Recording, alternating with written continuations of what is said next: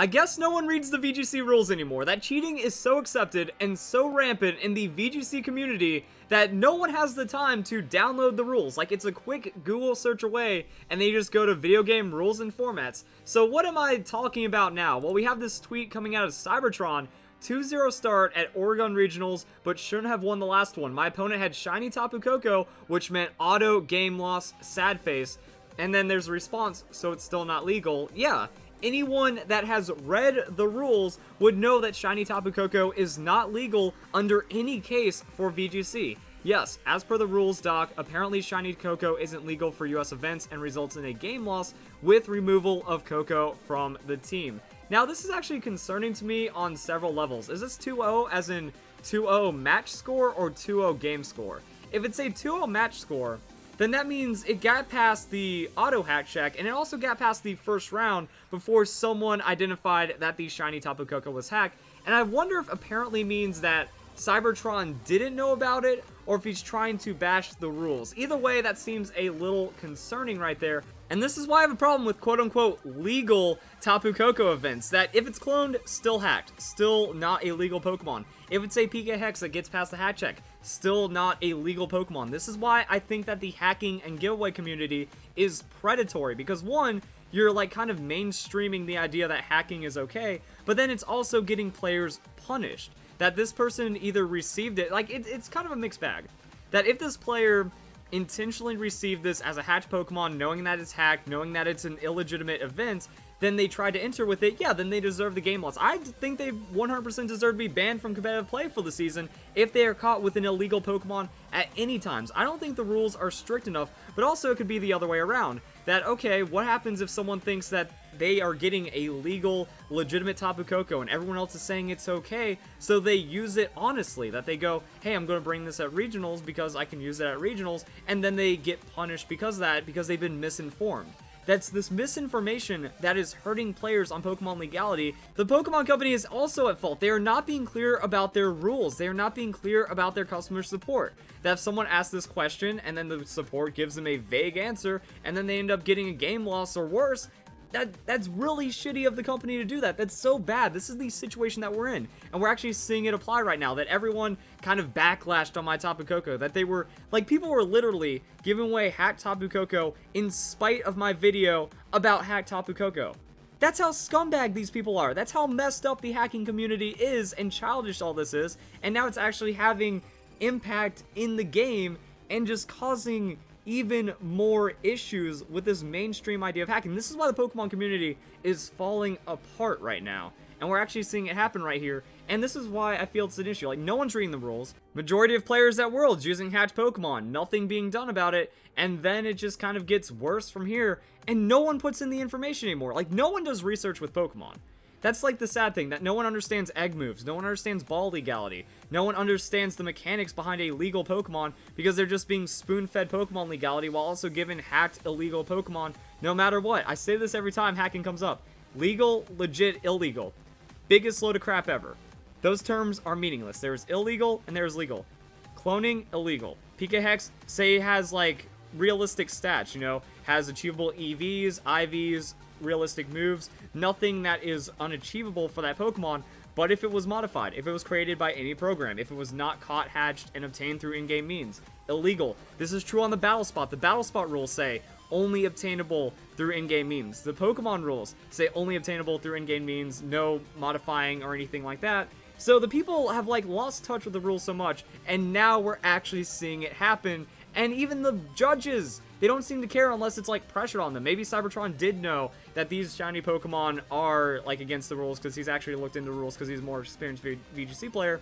But also this tweet kind of gets a little weird because like, why would he be upset and say apparently if he was the one that reported the player for having the illegal Pokemon? Or maybe a judge walked by and actually knew what was up when the other judges didn't know that the Tapu Koko was illegal. Like, every part is failing. Every part is failing. The players for hacking, the top tier players for condoning hacking, the Pokemon Company support, the judges, everyone is just allowing the entire competitive scene to go to crap, and this is what's happening, and this is why the events are getting bad, and there's just no defending hacking whatsoever. But people still try to defend cheating. It blows my mind. And all you have to do is even, like, Joe Merrick. Joe Merrick's the man. He has this extra account called Pokemon Legality, and it's a part of Cerebi, powered by Cerebi, and he even says it right here. Manual hack check rules, X, Battlespot, checkmark. So even if you downloaded the event yourself, which very few people have because you need to have the Japanese DS, you also need to go and get the code in Japan and stuff. So very few people outside of Japan are going to have 100% legal access to the Tapu Koko, and because of that, that's going to make the rule interpretation a little sketchier. But I mean, it's all over the place. But the problem is, all these hackers saying it's legal.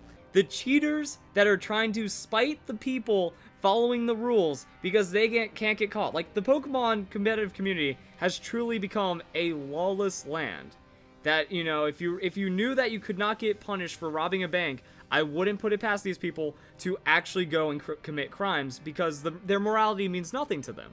That they go, well, we can't get caught, or the Pokemon company refuses to punish us, so they go and intentionally do it to screw over the legitimate players. They say, you should be hacking. Since you're not, I don't care about disadvantaging you. And we're seeing it happen here as just people have no regard for the rules. So where in the rules does it say it? Well, manual hack checking appendix. That it hasn't been updated since the Shiny Tapu Koko event because it was not given away outside of Japan. The Pokemon VGC rules understand that this Pokemon should not be obtained by 99.9% of the outside of Japan player base. Therefore, it's not going to be usable, and it's likely to be hacked if found. So right here, we have Severe Tier 1. Any of these Alola Pokedex numbers, that is also shiny.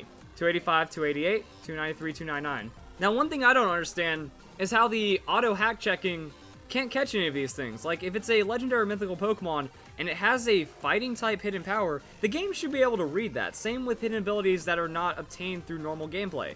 Normal gameplay stuff should be easily detectable. I don't know what has to be through manual. I guess if somehow it gets through because the auto hack checking is absolute garbage. Like, how is this even tier 1 right here? Like, you know that these Pokemon are 100% hacked and cheated if you see it like this, from Nursery Helpers, but in a Master Ball, Cherish Ball. That can only exist through illegal game modification. Same with the case 5 right here. That if you have a Braviary or Mandibuzz under level 54, that can only be done with hacking. Same with any of these shiny Pokemon that are not allowed except for Tapu Koko, but we've already seen that tens of thousands of hacked Tapu Koko have been given away anyways, and as you can see right here, 285. Just in case you wanted to call me out on this, because I wouldn't put it past the intelligence of a hacker to say that Tapu Koko isn't on that list, because 285 apparently isn't the same as 285. These people are not that bright. So yeah, this is where all the problems keep adding up. This is why the Pokemon community is so crap. Hashtag say something, Pokemon. You know, like, they're also dooming their own players. That are they trying to expect the players to know the rules in and out 100% and read every little update and every little change to the rules? Like the manual hack checking, while not being the most complex thing, are you going to hold players to this? Because they refuse to hold players to this. That Joshua Lorcy had the illegal Porygon 2. Porygon 2 in a Beast Ball, 100% impossible to have, did not punish him at all, but yet they're punishing a player that didn't read the rules when the Pokemon Company didn't say anything. After the event came out in Japan, there was no Pokemon Company announcement in English or anything like that, even on the global link saying, you cannot use Shiny Tapu Koko at VGC events. So I have no idea what's going on anymore. That they're allowing the top players to hack, but they're not allowing anyone else to come through with a Pokemon that they thought was legit because the community is lying to them, and then they're not telling you what may or may not be hacked, and that ends up punishing the legitimate players more than it punishes the hackers. The community is falling apart, and it seems like they try their best. You know, they update their rules, they update the regional events, they have cash prizes now, they have more regionals, they have a good-ish championship point system, and they're trying to make it work. Also, I kind of had a thought that I really didn't want to think about too much, but I don't even want to know how many corrupt Premier Cup organizers there are out there right now, because this is also something that's been like gaining momentum. I've had people message me on YouTube, leave comments, hit me up on Twitter saying like, oh, I allow hacked Pokemon at my Premier Cup because they don't have illegal stats. People are telling me these things, and I feel there's nothing I can do about it, and pretty much anyone can become a professor or host a Premier Cup, and I want to know how many shiny Tapu Koko have been allowed at those events, even though they go against the rules, just because the organizers allow hacking or they don't see anything wrong with it. That there's so many breakdowns of the rules, there's so many collapses of just anything that could mean integrity for the competitive scene. And also, if you've been to a premiere event and you've had someone use Shiny Tapu Koko against you, please comment down below, send a support ticket. Try to have that person's status as either a judge or a Pokemon professor removed for allowing cheated Pokemon. I know the Pokemon Company probably isn't going to do anything about it, but at least let the support hear the problems. Because they probably know the problems by now, but they refuse to do anything about it, which is absolutely upsetting, and just, it's a disgrace right now. That it's absolutely screwed in so many ways. And like, Verlisify was right.